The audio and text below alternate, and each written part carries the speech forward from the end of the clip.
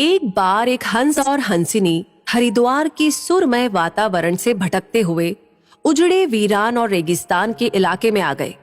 हंसिनी ने हंस को कहा कि ये किस उजड़े इलाके में आ गए हैं?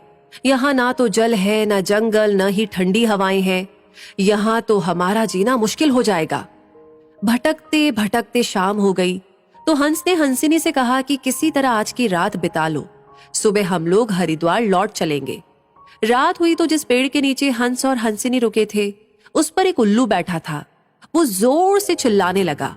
हंसिनी ने हंस से कहा, अरे यहाँ तो रात में भी सो नहीं सकते, ये उल्लू चिल्ला रहा है। हंस ने फिर हंसिनी को समझाया कि किसी तरह रात काट लो, मुझे अब समझ में आ गया है कि ये इलाका वीरान क्यों है। ऐसे उल्लू जिस इलाके में रहेंगे वो तो वीरान और उजड़ा ही रहेगा। पेड़ पर बैठा उल्लू दोनों की बातें सुन रहा था। सुबह हुई, उल्लू नीचे आया और उसने कहा कि हंस भाई, मेरी वजह से आपको रात में तकलीफ हुई, मुझे माफ कर दो। हंस ने कहा, कोई बात नहीं भैया, आपका धन्यवाद। ये कहकर जैसे ही हंस अपनी हंसिनी को लेकर के आगे बढ़ा, पीछे से उल्लू चिल्लाया, अरे हंस, मेरी पत्नी को लेकर कहाँ जा रहे हो? हंस चौंका। उसने कहा, आपकी पत्नी? अरे भाई, ये हंसिनी है, मेरी पत्नी है, मेरे साथ आई थी, मेरे साथ जा रही है। उल्लू ने कहा, खामोश रहो, ये मेरी पत्नी है। दोनों के बीच विवाद बढ़ गया।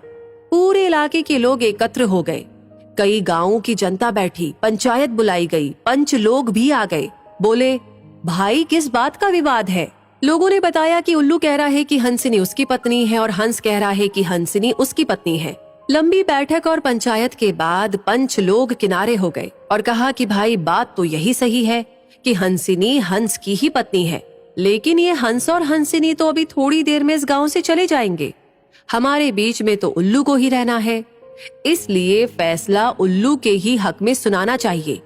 फिर पंचों ने अपना फैसला सुनाया और कहा कि सारे तथ्यों और सबूतों की जांच करने के बाद ये पंचायत इस नतीजे पर पहुंची है कि हंसिनी उल्लू की ही पत्नी है और हंस को तत्काल गांव छोड़ने का हुक्म दिया जाता है। ये सुनते ही हंस हैरान हो गया और रोने, चीखने और चिल्लाने लगा कि पंचायत ने गलत फैसला सुनाया। उल्लू ने मेरी पत्नी ले ली। रोते चीखते जब वो आगे बढ़ने लगा तो उल्लू ने आवाज लगाई, ए मित्र हंस, जरा रुको। हंस ने रोते हुए कहा कि भैया अब क्या करोगे? पत्नी तो तुमने ले ही ली, अब जान भी लोगे क्या? उल्लू ने कहा, नहीं मित्र, ये हंसिनी आप ही की पत्नी है और हमेशा रहेगी। लेकिन कल रात जब मैं चिल्ला रहा था तो आपने अपनी पत्नी से कहा था कि ये इलाका उजड़ा और वीरान इसलिए है क्योंकि यहाँ उल्लू रहता है। मित्र, ये इलाका उजड़ा और वीरान इसलिए नहीं है कि यहाँ उल्लू रहता है। ये इलाका उजड़ा और वीरान इसलिए है क्योंकि यहाँ पर ऐसे पंच रहते हैं जो उल्लुओं के हक में फैसला सुनाते हैं। शायद 65 साल की आजादी के बाद में भी हमारे देश की इस बुरी दशा का मूल कारण यही है कि हमने उम्मीदवार की योग्यता न देखते हुए हमेशा ये हमारी जाति का है, ये हमारी पार्टी का है, इसके आधार पर अपना फैसला उल्लुओं के ही पक्ष में सुनाया है।